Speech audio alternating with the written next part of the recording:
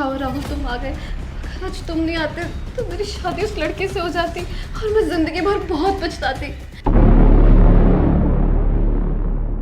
तुमसे बहुत प्यार करती हूँ राहुल, चलो प्लीज यहाँ से भाग चले। चलो चले।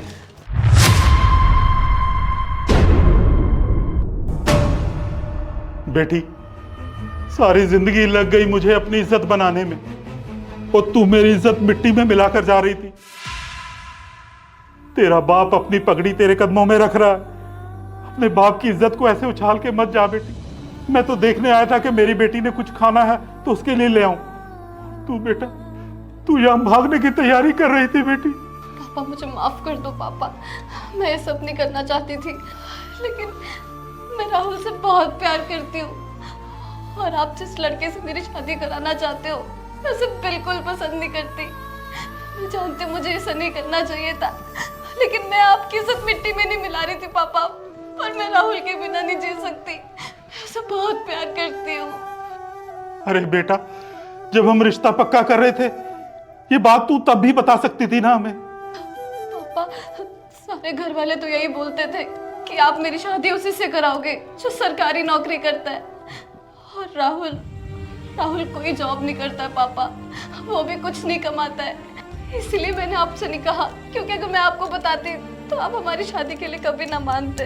अंकल प्लीज मुझे माफ कर दीजिए, जो मैं आपकी बेटी को भगा के ले जा रहा था, लेकिन अगर इसकी शादी किसी और से हो गई ना तो मैं जीते जी मर जाऊंगा अंकल, प्लीज। अरे बच्चों, तुम दोनों एक दूसरे को इतना प्यार करते थे, एक बार हमें बता तो दिया होता। क्या तुम दोनों ने हमें बताना जरूरी नहीं समझा? मुझे पता है पापा, भागकर मैं कुछ भी सही नहीं कर रही थी, लेकिन मैं आपको बताती भी कैसे। मुझे डर था कि अगर आपको ये पता चलेगा कि मैं ऐसे लड़के से प्यार करती हूँ जो जॉब नहीं करता है, आप मेरी शादी के लिए कभी राजी नहीं होगे। लेकिन बेटा, आज जो तू करने जा रही थी, ऐसे छुपकर भागने की कोशिश कर रही थी, ये भी तो ठीक नहीं है बेटा।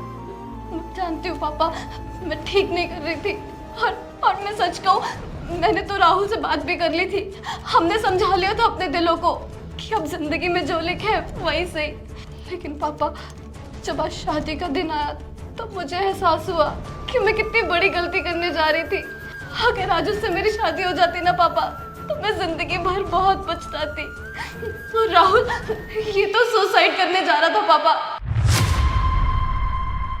मैंने बहुत मुश्किल से उसे रोका, उसे समझाया और यहाँ बुलाया।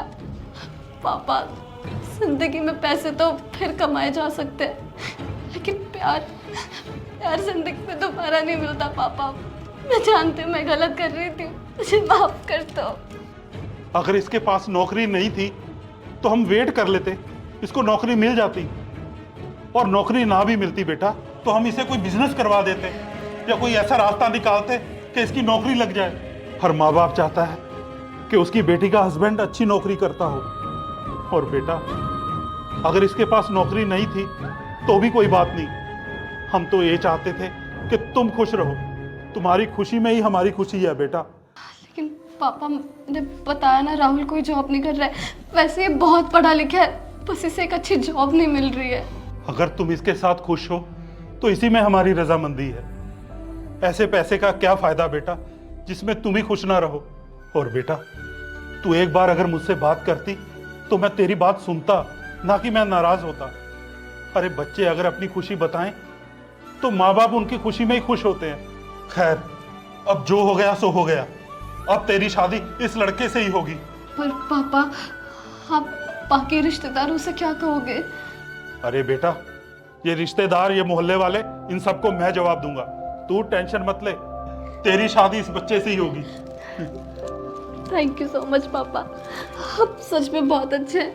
भगवान करे आप जैसे पापा ना हर किसी को मिले। थैंक यू मेरा बच्चा।